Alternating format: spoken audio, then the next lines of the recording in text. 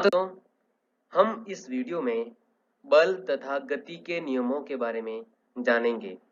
दोस्तों, आज जितने भी यातायात के साधन हैं, वो सभी न्यूटन के गति के नियमों पर ही आधारित हैं।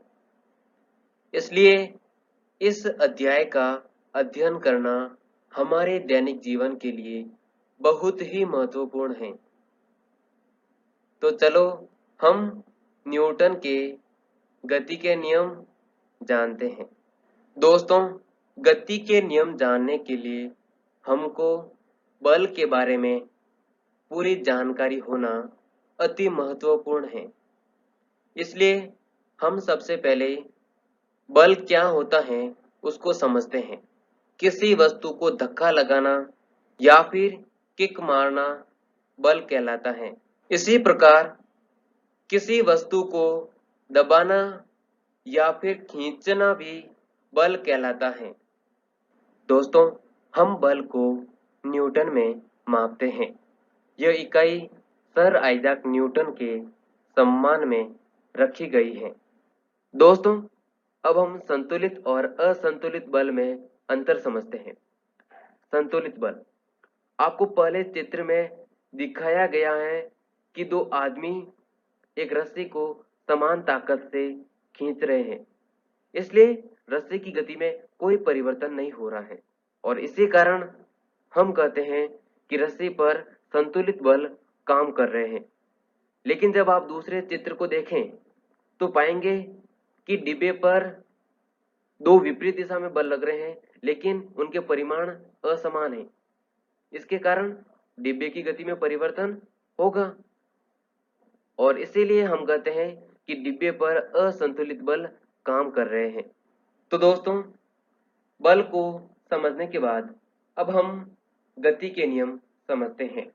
दोस्तों, अब हम न्यूटन की गति के प्रथम नियम, जिसको जड़त्व के नियम से भी जाना जाता है, को समझते हैं। इस नियम के अनुसार अगर कोई वस्तु स्थिर अवस्था में है तो वो स्थिर ही रहना चाहती है और अगर वो गति अवस्था में है तो गति अवस्था में ही रहना चाहती है जब तक कि उस वस्तु पर कोई बाह्य बल यानी कि एक्सटर्नल फोर्स काम नहीं करे। इसको हम एक उदाहरण के द्वारा समझते हैं। आप सभी ने ताश के पत्ते और सिक्के वाला एक्सपेरिमेंट तो किया ही होगा। इसमें जब आप ताश के पत्ते को हल्का सा धक्का देते हैं तो सिक्का ताश के पत्ते के साथ न जाकर गिलास में गिर जाता है। ऐसा क्यों होता है? क्योंकि यहाँ पर ताश का पत्ता एकदम चिकना होता है। इस कारण सिक्के को कोई बल मिलता ही नहीं है और कोई बल ही नहीं लग रहा है तो सिक्का ताश के पत्ते के साथ क्यों क्षैतिज अवस्था में गति करेगा? तो इस कारण वो गिलास में गिर जाता है। दोस्तों, अगर किसी वस्तु पर एक से ज्यादा बल लग रहे होते हैं तो उसकी गति का अध्ययन करने के लिए हम उस वस्तु पर परिणामी बल निकालते हैं। मान लो किसी वस्तु पर दो बल थीटा कोण पर काम कर रहे हैं तो इनका परिणामी बल F net root of F1 square plus F2 square plus 2 into F1 into F2 into cos theta के बराबर होता है। परिणामी बल को समझने के बाद अब हम गति के द्वितीय नियम को समझते हैं। इस नियम के अनुसार किसी वस्तु के संवेग में परिवर्तन की दर उस वस्तु पर काम कर रहे सभी बाहरी बलों के परिणामी बल के बराबर होती है। यहाँ पर संवेग, जिसको हम P से डिनोट करते हैं, का मान m इंटू वी होता है। m वस्तु का द्रव्यमान और v वस्तु का वेग होता है। अब हम द्वितीय नियम की गणितीय व्याख्या करते हैं। dp बट्टा dt, जो कि संवेग में परिवर्तन है, का मान F नेट के बराबर होता है। dp बट्टा dt m इंटू dv बट्टा dt के बराबर होता है और dv बट्टा dt मतलब वस्तु के वेग में परिवर्तन की दर, जो कि त्वरण होती है। तो m into a equal to F net. तो यहाँ से हमको एक बहुत ही अच्छा रिलेशन मिल गया, F net equal to M into A. दोस्तों अब हम एक क्वेश्चन करते हैं। इसमें एक 100 किलो की वस्तु को दो आदमी विपरीत दिशा में, एक 6 न्यूटन और दूसरा 3 न्यूटन से धक्का दे रहे हैं। हमें इस वस्तु का त्वरण निकालना है। सबसे पहले हम क्या करते हैं, इस वस्तु पर परिणामी बल का परिमाण निकालते हैं। क्योंकि यहाँ पर दोनों बल विपरीत दिशा में मतलब 180 डिग्री के कोण पर हैं, तो परिणामी बल का मान बड़े बल में से छोटे बल को घटाने से मिल जाएगा। तो परिणामी बल का जो परिमाण होगा वो 3 न्यूटन होगा। अब न्यूटन के गति के दूसरे नियम से हमें जानते हैं कि F net equal to M into A. तो यहाँ से हमको 3 इक्वल टू 100 इंटू ए मिल जाएगा और यहाँ पर ए की value 0.03 metre per second square आ जाएगी। दोस्तों अब हम संवेग संरक्षण के नियम को समझते हैं। इस नियम के अनुसार अगर किसी निकाय पर लगने वाला बाहरी बल 0 है तो उस निकाय का संवेग हमेशा के लिए संरक्षित रहेगा। जैसे अगर किसी निकाय में 3 कण m1, m2, m3 और उनके वेग क्रमशः v1, v2 और v3 हैं, तो उनका संवेग m1 v1 plus m2 v2 plus m3 v3 एक कांस्टेंट रहेगा, मतलब एक नियतांक के बराबर रहेगा यदि उस निकाय पर बाहरी बल 0 है। दोस्तों अब हम एक नई भौतिक राशि आवेग को समझते हैं। आवेग को हम तब ही ध्यान में लाते हैं जब एक बड़े परिमाण का बल एक छोटे अंतराल के लिए लगता है। उस परिस्थिति में आवेग का मान उस वस्तु के संवेग में परिवर्तन के बराबर होता है।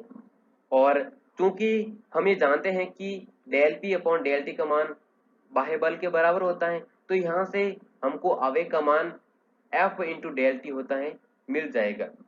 अब हम एक उदाहरण लेते हैं। आपने कई बार देखा होगा कि जब कोई खिलाड़ी कैच पकड़ता है तो जैसे जैसे उसके हाथों में गेंद आती है वैसे वैसे वो अपने हाथों को नीचे लेता जाता है। ऐसा क्यों करता है? यहाँ पर एक बड़े परिमाण का बल उसके हाथों में लग रहा है, तो हम आवेग को कंसिडर कर सकते हैं। तो चूंकि यहाँ पर आवेग यानी कि संवेग में परिवर्तन तो नियत है, तो जैसे जैसे वो टाइम बढ़ाता जाएगा तो एफ का मान कम होता जाएगा, क्योंकि एफ आवेग अपॉन समय होता है। तो एफ कम होता जाएगा तो खिलाड़ी के हाथों में चोट कम लगेगी, तो इसी कारण वो अपने हाथों को नीचे लेता है।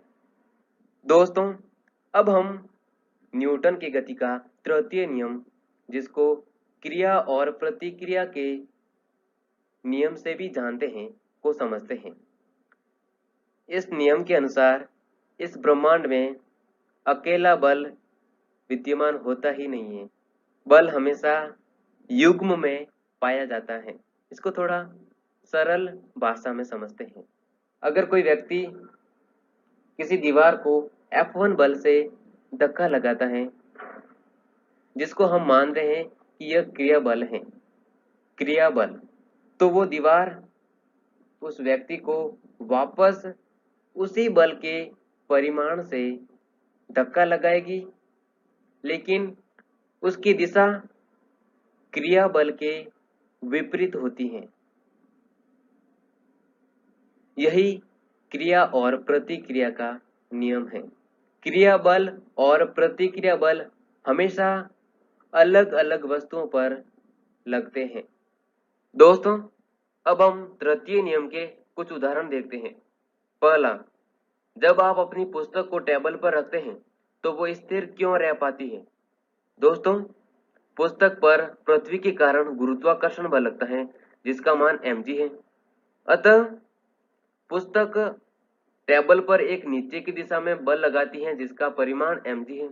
अब तृतीय नियम के अनुसार टेबल भी पुस्तक पर ऊपर की दिशा में बल लगाएगी, जिसका परिमाण भी mg के बराबर होगा।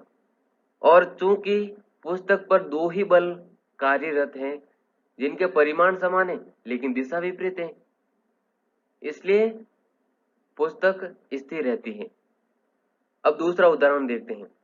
रॉकेट नोदन में न्यूटन के तृतीय नियम का इस्तेमाल होता है। दोस्तों, रॉकेट से जो हवा निकलती है उसके कारण वायुमंडल पर बल लगता है।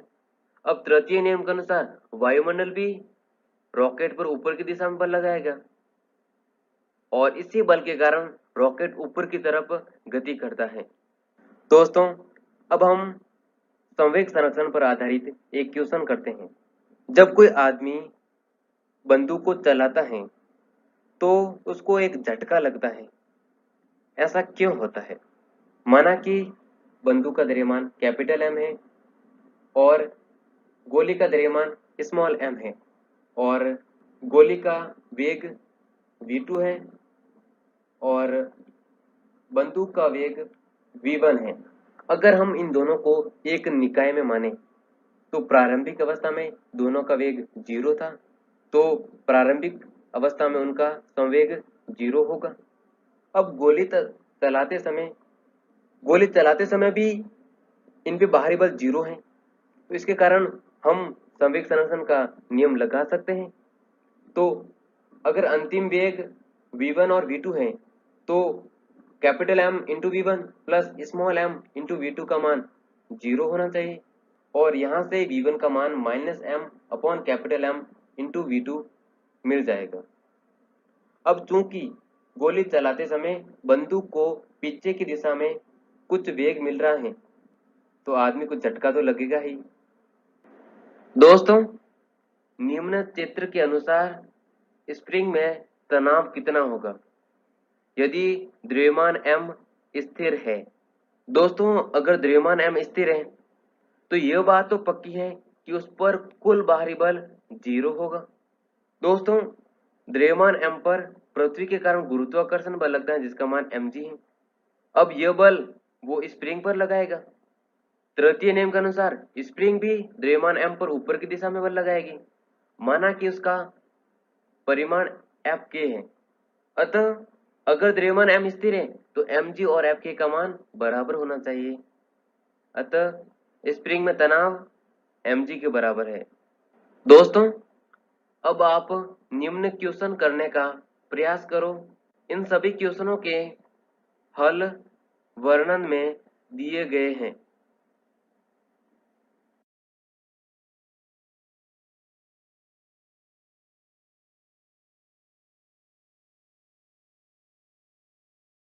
अंत में